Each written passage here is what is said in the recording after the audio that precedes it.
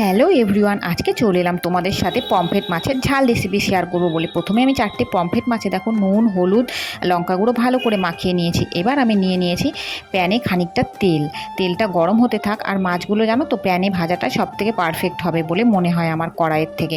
তো সেই জন্য আমি এটাতেই মাছগুলো ভেজে নিলাম। ভেজে দেখো আমি এই দেখো মাছগুলো প্লেটে তুলেও নিয়েছি।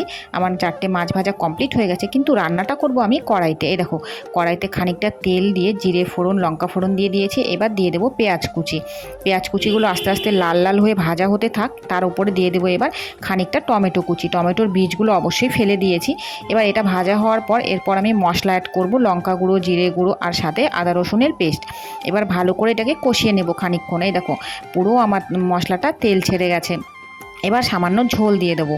এই দেখো আমি সামান্য ঝোলও দিয়ে দিয়েছি যাতে মাছগুলো ডুবে যায়, সেরম মতো ঝোল দিয়েছি। এবার দেখো আস্তে আস্তে মাছগুলো আমি ছেড়ে দিয়েছি ঝোলটা ফোটার পর। এবার দেখো এর উপরে খানিকটা হচ্ছে গরম মশলার গুঁড়ো দিয়ে দিয়েছি। এবার হচ্ছে ধনে পাতা আর কাঁচা লঙ্কা দিয়ে দিলাম ছড়িয়ে ওপর দিয়ে। এবার দেখো আমার ঝোল পুরো ফুটে গেছে। এবার আমি এটাকে নামিয়ে নেব।